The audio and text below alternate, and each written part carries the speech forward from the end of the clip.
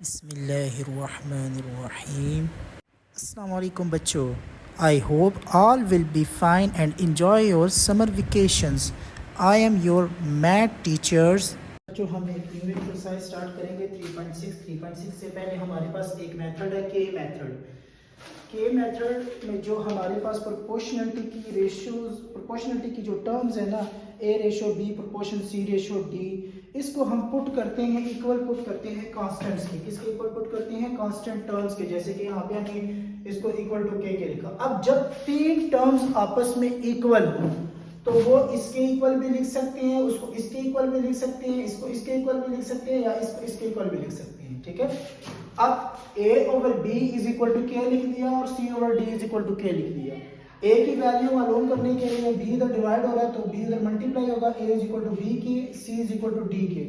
अब ये वैल्यू हमने यूज करनी है इज इक्वल टू f के क्वेश्चन के अंदर। मतलब a की जगह b के पुट करना है, c की जगह d के पुट करना है, e की जगह f के पुट करना है, जहां पे भी क्वेश्चन में ये टर्म्स होंगी। इसीलिए इसको के मेथड बोला जाता है। ठीक है, कि हम क्या करते हैं कि जो प्रोपोर्शनलिटी की टर्म्स होती है उनको इक्वल टू एक कांस्टेंट टर्म करते हैं के, फिर वहां से a की वैल्यू मालूम करते हैं और c की वैल्यू मालूम करते हैं। फिर जब वो इक्वल आता है b के और d के, तो इसलिए हम इसको बोलते हैं कि ये के मेथड है। अब याद रखें बच्चों, ज्यादातर बच्चे इस चीज के अंदर कंफ्यूज हो जाते हैं कि हमने इन क्वेश्चन के अंदर कंपोनेंडो लगाना है या के मेथड लगाना है, क्योंकि दोनों की स्टेटमेंट में थोड़ा सा फर्क है जिसमें बच्चे कंफ्यूज हो जाते हैं। कहीं पे के मेथड यूज करना हो तो कंपोनेंडो लगा देते हैं, जहां पे कंपोनेंडो हो वहां पे के मेथड लगा देते हैं। इसके एक्सरसाइज के अंदर जो स्टेटमेंट है ना, और जो स्टेटमेंट कंपोनेंटो डिवाइडेंडो थ्योरम की है उसमें माइनर सा फर्क है। ठीक है, जिसको बच्चे रीड आउट नहीं करते और डायरेक्ट ही नीचे क्वेश्चन को सॉल्व करना शुरू कर देते हैं। यहां पे देखेंगे तो लिखा हुआ है if A ratio B equal to C ratio D then show that. इसका मतलब है कि हमने क्वेश्चन को शो करना है। समझ आइए बात? इसका मतलब क्या है कि A ratio B equal to C ratio D है, वो ऑलरेडी के मेथड के अकॉर्डिंग इक्वल टर्म्स है, लेकिन अब इसकी मदद से आपने प्रूव करके बताना है क्या दिए गए क्वेश्चंस वो भी इक्वल हैं या नहीं। ठीक है, अब कंपोनेंडो डिवाइडेंडो की थ्योरम की स्टेटमेंट क्या है कि prove that A ratio B is equal to C ratio D. वहां पे हमने इस चीज को प्रूव करना होता है, लेकिन यहाँ पे हमें प्रूफ मिल जाता है इसका। उसने कहा है कि ये इक्वल है और वहां पे हमने साबित करना है कि इक्वल है या नहीं। ठीक है, तो फिर हमने इस चीज को प्रूव करना है। लेफ्ट हैंड साइड लेंगे, लेफ्ट हैंड साइड में हमारे पास क्या है 4a माइनस 9b और 4a प्लस 9b। हमने कहा था कि a के मेथड है तो इसमें a की जगह b के पुट करेंगे, तो put a is equal to b k. इस टर्म में a की जगह b के पुट करेंगे तो 4b के divided by minus 9b over 4b के प्लस 9b। b कॉमन लेंगे तो 4k minus 9 over 4k plus 9 बचेगा, b से कैंसिल हो जाएगा, यहाँ पे ये b इस b से कैंसिल हो जाएगा। 4k minus 9 over 4k plus 9 left hand side का आंसर है। Right hand side 4c minus 9d over 4c plus 9d। Put c is equal to d k, क्योंकि k मेथड है तो c की जगह आप d के पुट करेंगे। अगर e आ जाता तो e की जगह आप f के पुट करेंगे। ठीक है, तो 4d के माइनस 9d, d ऊपर भी कॉमन है नीचे भी कॉमन है तो वो आपस में कॉमन होकर कैंसिल हो जाएंगे। 4k माइनस 9 प्लस 4k और प्लस 9। अब देखें यहाँ पे जो लेफ्ट हैंड साइड का आंसर आया वही राइट हैंड साइड का आंसर आया, तो इसका मतलब है कि left hand side is equal to right hand side. Hence proved.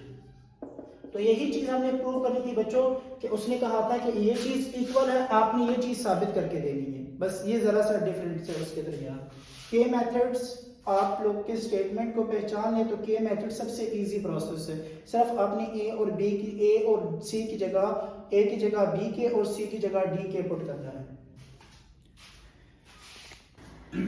अच्छा बच्चों, इसका question number 4 part A cube plus B C cube plus B cube plus D cube is equal to A cube C cube ratio B cube into D cube. ठीक है, पहले हमने left hand side लिया, left hand side पे था A cube plus C cube B cube plus D cube, ठीक है, A cube over plus C cube over B cube plus D cube. ए की जगह बी के पुट किया और सी की जगह बी के, ठीक है। तो d6 k6 d6 k6, क्योंकि दोनों के ऊपर 6 6 पावर थी तो इनके ऊपर भी 6 पावर आएगी, ठीक है। अब ऊपर k6 कॉमन है, ठीक है, k6 कॉमन ले लिया तो आपके पास बच गया b6 plus d6 divided by b6 plus d6। तो ये दोनों आपस में सेम टर्म है, कैंसिल हो जाएंगे, ठीक है। तो आंसर आपके पास सिर्फ बच जाएगा k6, right, left hand side का। इसी तरह right hand side a cube into B C cube into ratio b cube into d cube, a cube c cube divided by b cube d cube. Put a is equal to b k, c is equal to d k. तो ये आपके पास आ जाएगा b cube k cube d cube k cube, b cube से cancel, d cube से cancel, k cube into k cube, तो k6 आपके पास आंसर आ जाएगा, ठीक है।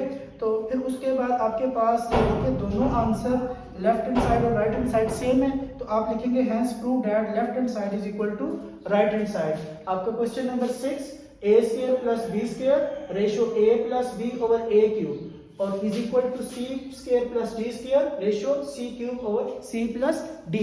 लेफ्ट हैंड साइड लेते हैं a square plus b square ratio a cube over a plus b। Ratio को हम मल्टीप्लिकेशन में चेंज करेंगे तो दूसरी टर्म रेसिप्रोकल हो जाएगी, a plus b divided by a cube. अब पुट करते हैं a is equal to b k, तो b square plus k square, a की जगह b के आ जाएगा तो उसके ऊपर स्क्वायर आ जाएगा, ठीक है। इसी तरह a की जगह b के आ जाएगा तो b cube k cube, a की जगह b के आ जाएगा।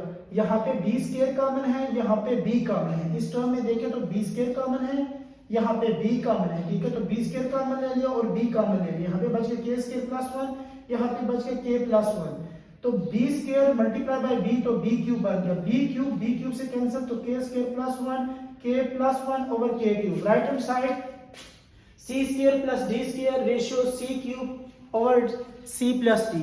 रेशो के साइन को मल्टीप्लिकेशन में तो ये वैल्यू रेसिप्रोकल हो जाएगी, c plus d over c cube. c की जगह d के पुट करेंगे तो c स्क्वायर है, d स्क्वायर k स्क्वायर आ जाएगा, c तो d के आ जाएगा, c क्यूब है तो d क्यूब k क्यूब, ठीक है।